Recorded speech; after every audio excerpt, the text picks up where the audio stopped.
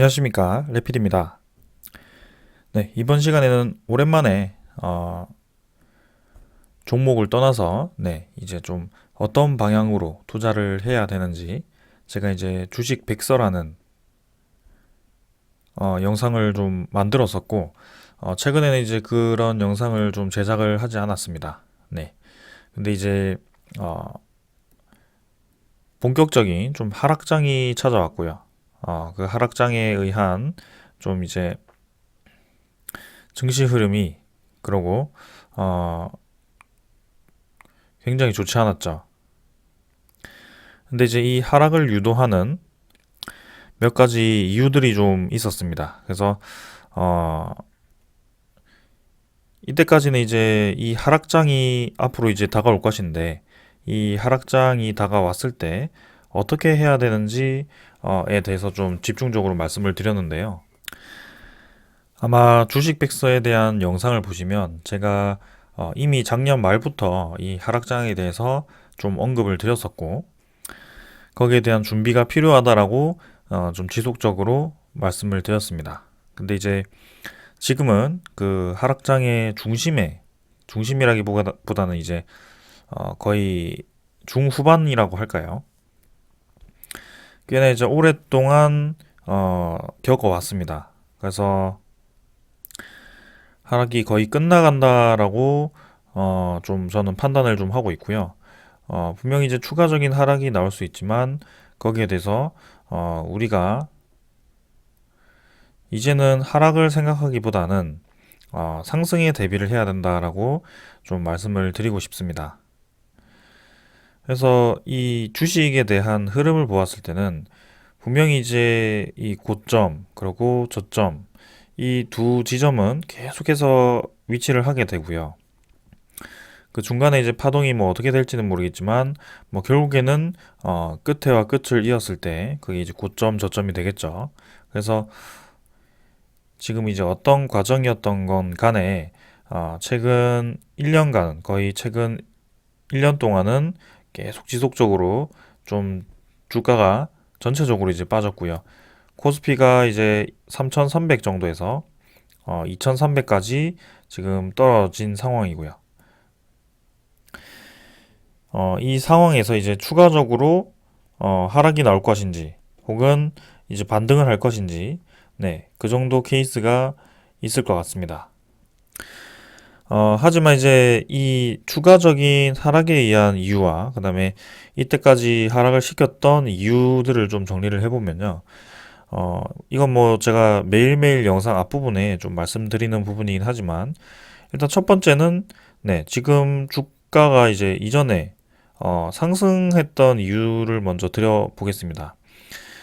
여기가 이제 2019년이라고 할게요. 2018년 정도? 한 2017년, 2018년 정도라고 하고, 여기서 이제 자리를 좀 잡는 듯 하다가 이때 코로나가 이제 발생을 하면서 경기 침체가 예상돼서 추가적인 아주 큰 하락이 더 나왔습니다. 그리고 이제 그 경기를 살리기 위해서 금리 인하를 시작을 했고요. 유동성 자금을 시장에 풀기 시작했습니다. 그래서 금리 인하가 시작되면서 시장으로 이제 경제를 살리기 위해서 돈을 막 쏟아 부었는데, 그 돈이 실제로 이제 질병이 유행을 하다 보니까 사람들이 경제 활동을 하지는 않고 오히려 이제 투자금으로 사용을 하게 되는 그런 부작용이 좀 나왔습니다. 그래서 상승의 이유는 이제 유동성 자금이죠. 그 유동성 자금이 상당히 많이 풀리면서 좀 비이상적으로 주가가 많이 상승을 하게 되었고요. 실제 경기는 살아나지 않았음에도 불구하고 그 유동성 자금으로 인해서 주가가 저점 대비해서 거의 2배 이상 올라가는 상황이 만들어졌습니다. 그래서 역사적인 코스피 고점을 찍고 이제 좀 떨어지기 시작했는데요. 그 이제 하락에 대한 이유를 이번에는 좀 다른 색깔로 하락이 이제 나오기 시작합니다. 하락은 이제 뭐 첫 번째 이유로는 당연히 이 유동성 자금이 빠졌죠. 네, 유동성 자금이 이제 빠질 것이다라는 그런 심리적인 불안감. 그 유동성 자금이 빠진다라는 것은 이제 금리 인상이었죠. 네, 그래서 이 금리 인상을 불러온 이유는 인플레이션입니다. 그 인플레이션을 불러온 것은 엄청나게 많은 유동성 자금이 풀리면서 이제 물가 상승을 좀 불러왔고 거기에 이제 가속화시킨 이유가 있었죠.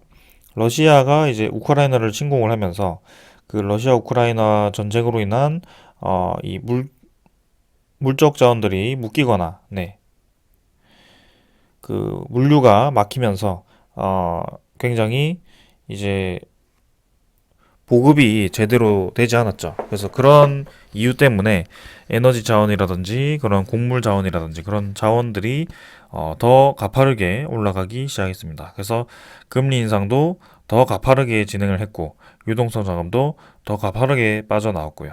그게 첫 번째 이유입니다. 그리고 두 번째 이유는 이 전쟁과 그 다음에 어, 이 가파른 금리 인상, 그죠? 그때까지는 뭐 금리 인상은 당연한 수순이었지만 이 가파른 금리 인상이 불러올 수 있는 경기 침체입니다. 그래서 경기 침체에 대한 우려로 이렇게 주가가 뚝뚝 떨어지게 되고요. 그리고 이제 세 번째는 아직까지는 변수로 작용을 하고 있지만 코로나에 의한 코로나 변이죠. 네, 코로나 변이에 대한 재유행입니다. 그래서 이렇게 이제 세 가지 정도가 있는데요. 일단 지금 이 상황을 봤을 때는 1번, 2번에 의해서 주로 이제 주가가 떨어졌고 그 이후로 코스피가 거의 1000포인트 가량 떨어지면서 상당히 많이 떨어졌습니다. 특히 이제 해외 증시 대비해서 코스피에 대한 그런 하락률이 상당히 높았고 그 이유 중에 하나는 이런 가파른 금리 인상으로 인해서 환율이 그죠? 환율이 상당히 빠르게 올라갔습니다. 그래서 외국인 투자금이 굉장히 많은 비율을 차지하는 우리나라 펀더멘털 특성상 이 환율이 많이 올라가게 되었을 때 그리고 급격한 금리 인상으로 인해서 다가올 수 있는 그런 경기 침체 속도가 타 국가 대비해서 빠를 수 있다. 그리고 지금 가계부채 증가 속도가 상당히 많았기 때문에 또 그런 것들이 또 그렇게 흘러갈 수 있었고요.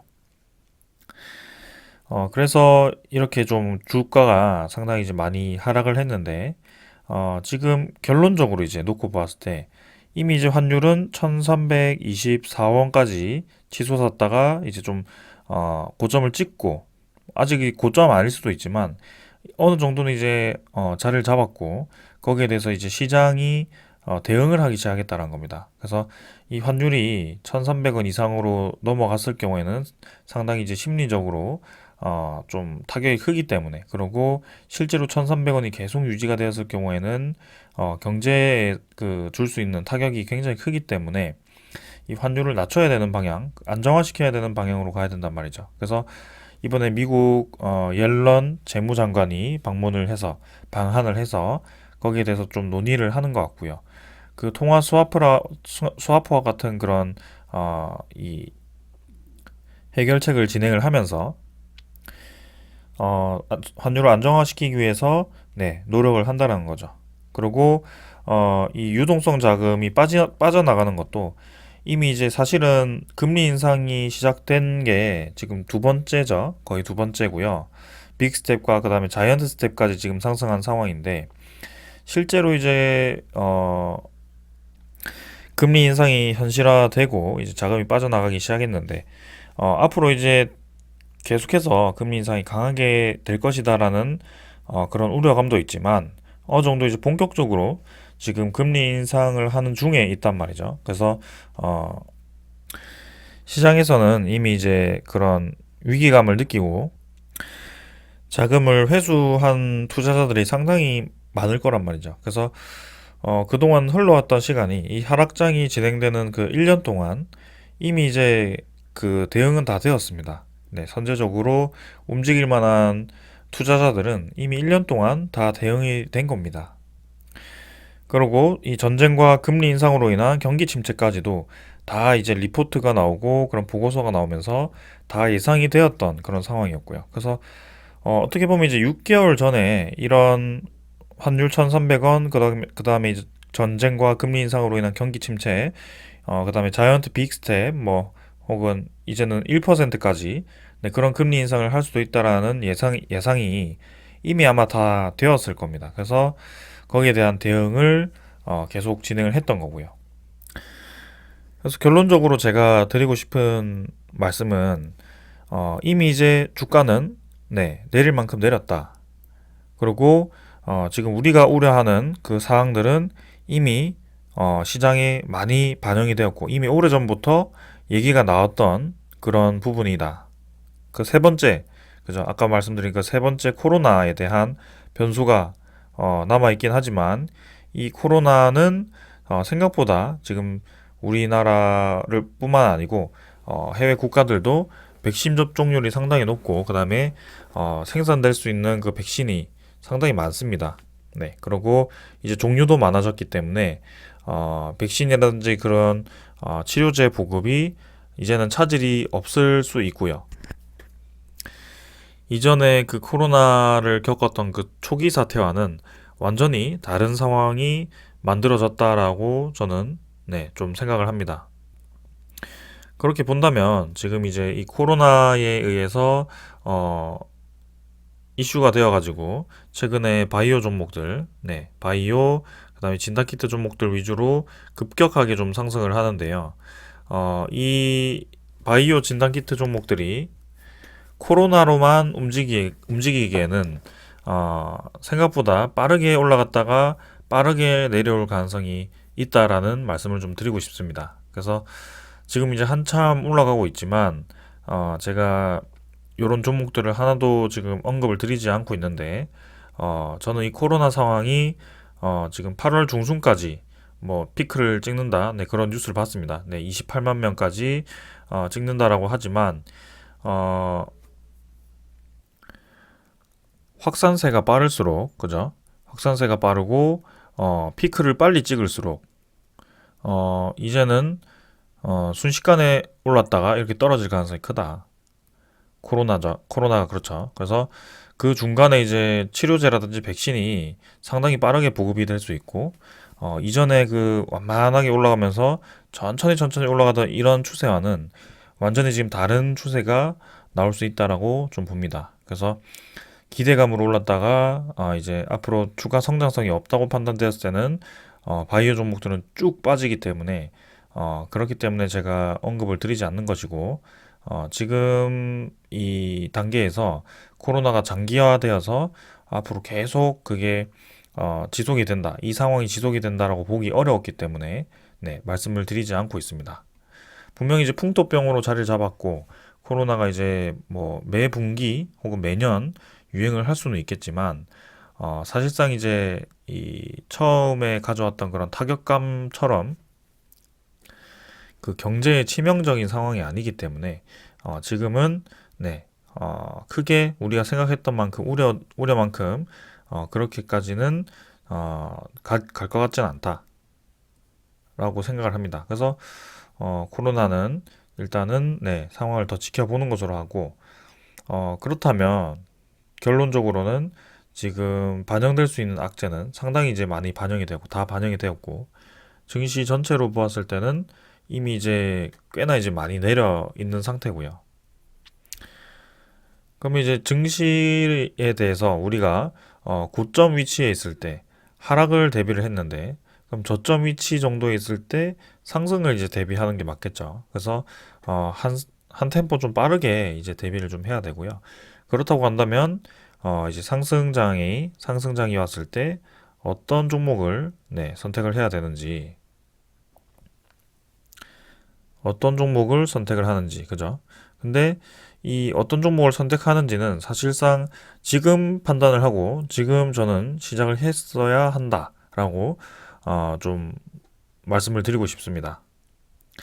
그래서 아마 제가 2022 이 올해를 시작할 때 어떤 종목을 선택을 할지 그런 이 산업에 대한 트렌드를 봐야 된다라고 좀 강조를 드렸던 것 같고요. 거기에 대해서 몇 가지를 제가 얘기를 드렸던 것 같습니다. 그래서 쉽게 말해서 일단 반도체, 그 다음에 에너지, 네, 그 다음은 2차 전지, 2차 전지, 그 다음은 뭐 에너지, 그 디지털 플랫폼이죠. 네, 디지털 플랫폼, 뭐 그러고 이제 장기 투자를 할 수 있는 그런 바이오라고 할까요? 네, 그런 것들을 좀 말씀을 좀 드렸습니다.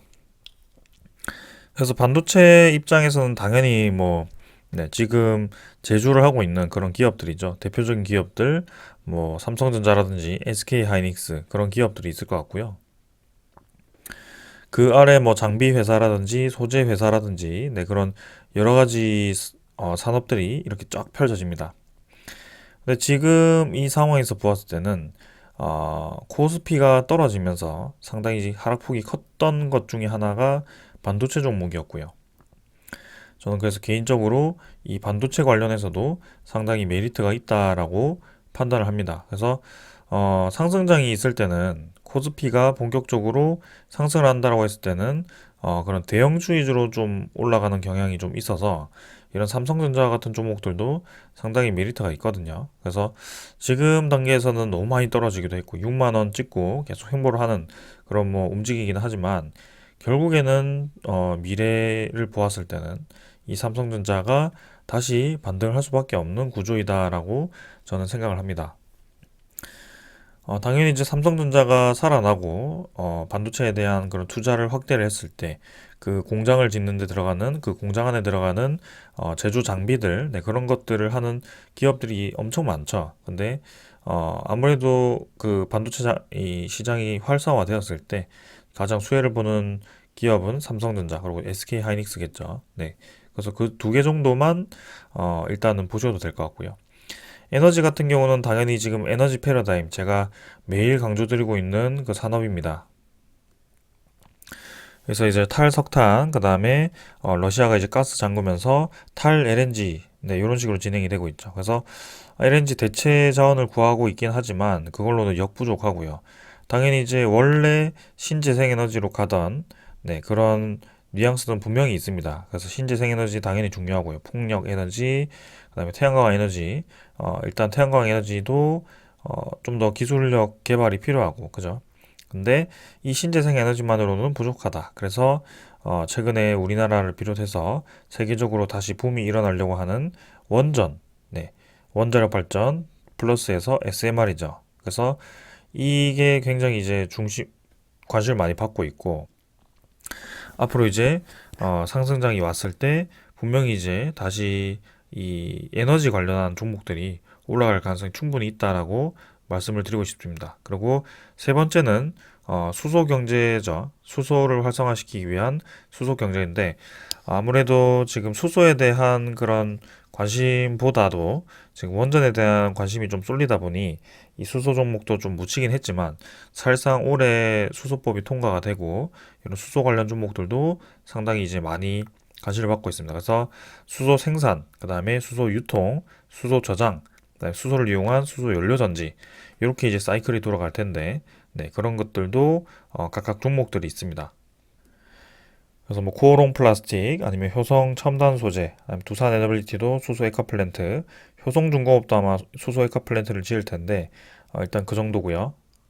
그 다음에 연료전지는 수소 연료전지는 두산 퓨얼셀 아니면 뭐 SK 에코 쪽이었나요? 네, 그쪽도 이제 있었던 것 같은데 아무튼 네, 그런 종목들이 좀 있습니다. 그래서 그 중에 이제 저는 이 두 번째 그리고 세 번째를 좀 주로 보고 있고 사실상 뭐 제가 맨날 리뷰하는 기업은 이 세 개를 모두 포함시키고 있어서 네, 상당히 이제 메리트 있다라고 보고 있는데 그런 상황입니다. 뭐 2차 전지도 지금 상당히 이제 조정을 좀 받았다면 관심 있게 볼 수 있지만 사실상 2차 전지는 어느 정도 반등을 좀 했더라고요. 그래서 지금은 저는 2차 전지는 추천드리지는 않습니다. 분명히 이제 산업이 성장하는 방향이긴 하지만 그 성장하는 방향에서 아직까지 한 번도 포화가 되지 않았기 때문에 지금 포화되는 과정이기 때문에 뭔가 길게 보고 투자하기에는 적합하지는 않다라고 전 판단을 좀 하고 있고요. 시장이 어느 정도 포화가 되고 그 사이클이 어느 정도 윤곽이 잡혀야 투자를 할 수 있습니다. 그리고 이제 디지털 플랫폼 같은 경우는 제가 한동안 리뷰를 드리지 않았던 카카오 네이버 정도가 있을 것 같고요. 그래서 이 두 개가 지금 메타버스 관련해서 상당히 메리트가 있었는데 최근에 이제 뭐 금리 인상, 그다음에 뭐 경기 침체 이런 얘기가 나오다 보니까 메타버스 얘기가 쏙 들어갔습니다. 그래서 그 메타버스 관련해서도 분명히 상승장이 왔을 때 다시 한번 관심을 줄 수 있는 그런 테마라고 저는 보고 있고요.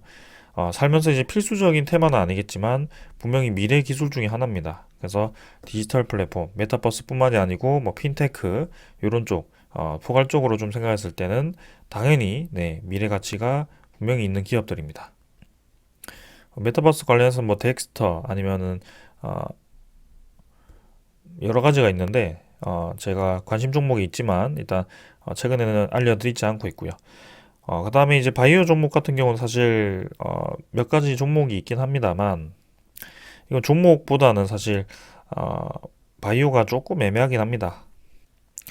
그래서 일단 꾸준히 수익이 나는, 네, 꾸준히 수익이 적어도 이제 적자가 나지 않는 좀 그런 기업이 사실상 좋고요. 오랫동안 투자하기 위해선. 그리고 앞으로 이 바이오에 대해서 방향을 잡아본다면 결국에는 바이오도 그런 재료가 필요하단 말이죠. 바이오의 필수적인 재료가 필요한데 이번에 이제 백신 생산과 관련해서 필수적인 그 mRNA 플라스미드죠.